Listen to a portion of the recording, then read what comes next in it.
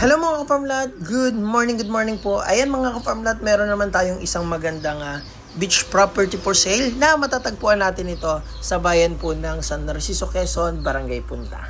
Ito po mga ka-farmlat ay maganda talaga kasi dati na po itong resort. Ano po? So nagkataon na binebenta po medyo malaki kaya hinati po sa apat para naman kayang makuha ng mga buyer natin. So, ayan mga farm lot, each lot po ay nagsusukat po ito ng 4,250 square meter na nagkakahalaga lamang po ang per square meter natin dyan ng 1,083 pesos. So, total value po ng isang lote ay 4.6 million. Ang good thing po dun sa presyo ng seller, wala na po kayong gagastusing iba dyan. Seller na po ang bahala sa pagpapatabas, pagpapalinis, pagdevelop ng road, at pagtatransfer po sa pangalan ng buyer. Ano po? Ang maganda rin sa lote mga ka-farmlat, malawak yung shoreline niya and hindi yung pagka-terrain ng shoreline, hindi siya biglang lalim kaya safe din po sa mga bata. So, kung maliligo yung anak nyo, hindi siya nakakatakot na baka may malunod tayong apo o anak. Pero syempre, kailangan din ng guidance. And ang good thing sa property, isa pa, flatland yugan po yung harap and then yung likuran po is overlooking. So, bali, 4 slot po ito mga ka-farmlat and each lot binidyohan natin individually. So, kaya 4 na upload ang gagawin natin dito. Hiwa-hiwalay natin yung video. So, ayan mga farmlad, kung interested po kayo, ayan, individually, may kanya-kanyang video yan. Kaya 4 upload po yan. Abangan nyo po yung next upload. So, ang i-upload po natin ay yung lot 1 muna po. So, ayan, umpisa na po tayo sa actual video natin. Hello mga ka-farmlat! Good morning po sa inyo lahat. Ayan, nandito po tayo ngayon sa bayan po ng San Narciso, Quezon. Ayan, may tinitingnan po tayong isa na naman magandang beach. Ayan, since summer po, ayan, napakaganda mag-tripping po ngayon. Siyempre, tatapatan natin ng magandang property yan. So, kasalukuyan pong nililinis. Ayan, dinidevelop na para hindi hassle po sa mga buyer natin na magti-tripping dito sa new property. And may kasama po tayo ngayon geodetic engineer para hati-hatiin na po ito. Ayan. So, ito po yung ambience dito. Which is, makakakita po kayo ng beach na maganda. Ayan, makikita nyo naman napakalinaw. And overlooking mountain view. Ayan. Mountain view po yan. Ayan. So, ito na po yung baybayin. Maganda po ang buhangin niya. Magandang tubig, malinaw. Panalo to mga ka-farmlat. So, 4 slot lang po ito. Paunahan na lang. Yan, napakagandang lote. At, Cocoland area. Yan na flatland. Yan. So, tara. Sayang parang dating to eh.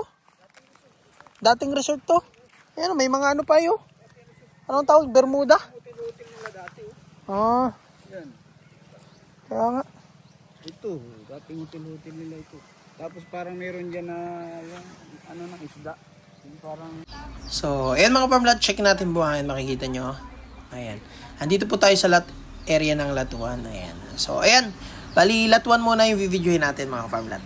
Abangan nyo po sa next upload yung lot 2, 3, and 4 mga ka-farmlat. So, ayan. Start na po tayo. Hello mga ka-farmlat. Ayan. So, andito po tayo ngayon sa lot 1. So, nilagyan na po ng mohon. So, ito. Maganda po yung portion ng lot 1. Ayan. So, ito po. Merong bahay dito na sakop. Pero, yan po ay aalisin. Pero yung makakabili kung gusto. Ayan. Pwede namang bayaran na lang din and develop. So, pero ito po, sakop to. May arrangement na po sila. Ayan. Po. Ito po ang mohon nitong lot 1. Ayan. Dito. Ayan. Ito. Ito po yung mohon. Papaganon. So, sakop po itong mga nyog na to. Ayan. Then, ito po yung buhanginan niya, malawak naman po yung shoreline. Tapos, hanggang dito po ito. Yan. Dito tayo sa kabilang mohon.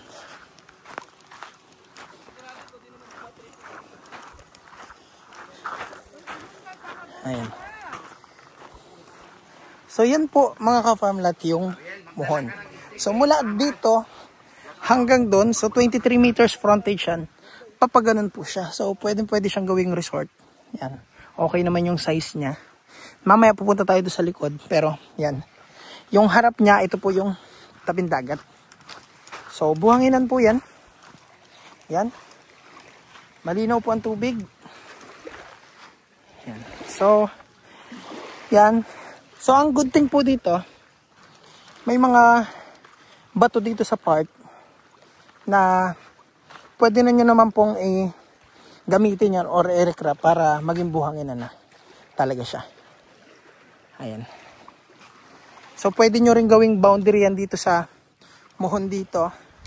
Iba-boundary nyo, ihahanay nyo na lang yan kapag ganon. So, kung i-apply nyo ng lease agreement ito, pwede kayo magbakod po ng inyong harap ng frontage. Ayan. So, dako po tayo dito sa likod ng latuan. So, dati po itong resort na yun, napabayaan. Kaya, yun. So, syempre maraming bagyong dumaan. So, naipon po yung mga bunot-bunot. So, yan. Ang resort naman po kasi, may nagbe-maintain kaya maganda. So, pag na-maintain po ito, mas maganda. Pero ang good thing sa property, yun, flat land po siya. Yan. Punta po tayo dito sa likod. Yan. Yan, sakop po yan. So, 4,500 square meter yung 4,250 square meter yung sukat.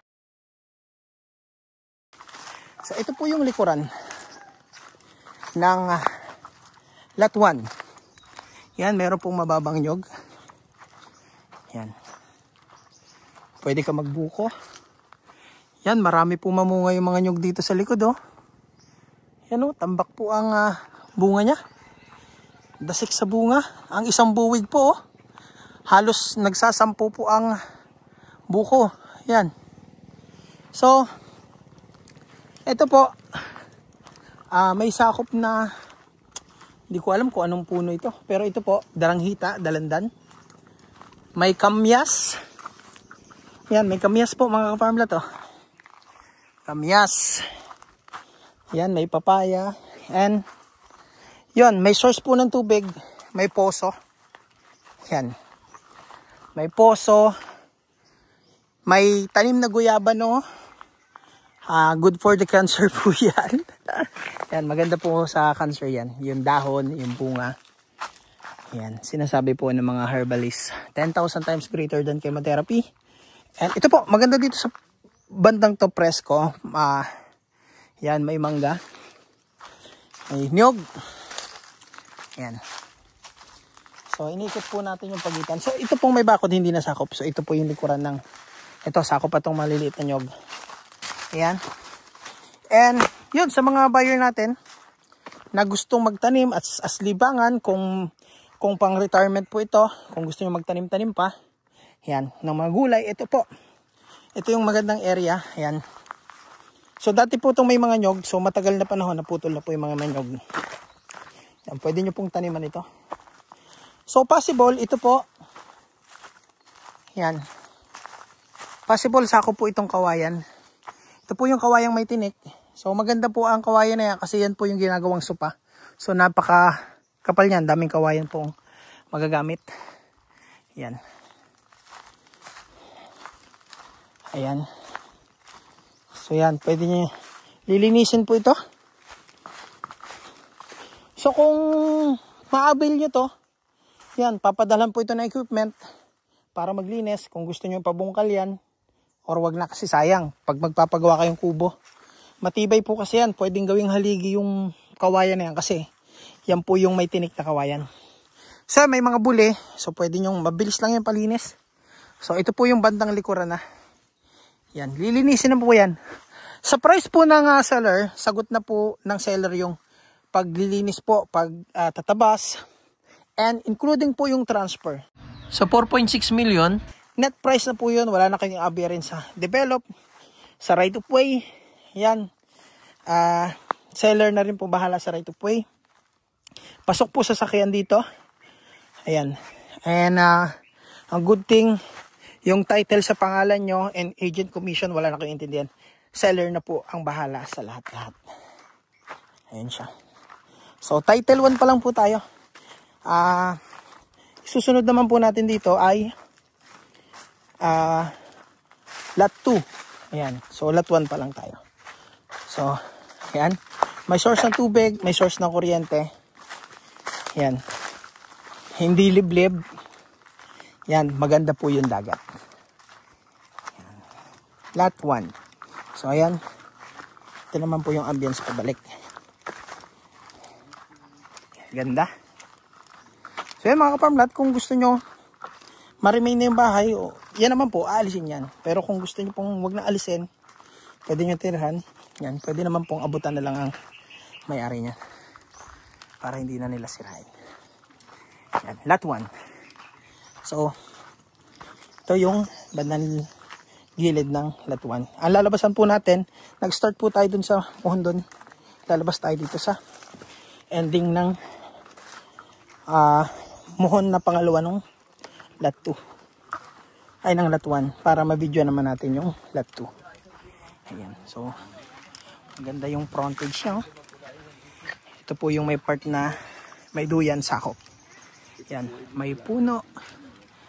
Yan, makita nyo po may puno. Presko dito. Maganda yung harap. Then, may mga mangingisda po dito. Yan si kuya.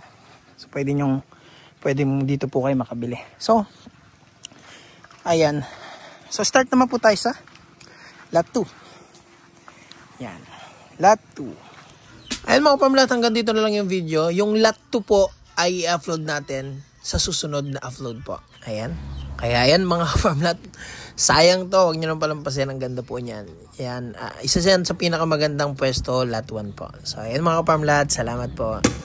Bakit ba nagpapaakit sa bawat likha mong tinig? Wala namang kasiguraduhan, meron ba akong kalagayan sa magulo mong damdamin? Di alam kung para sa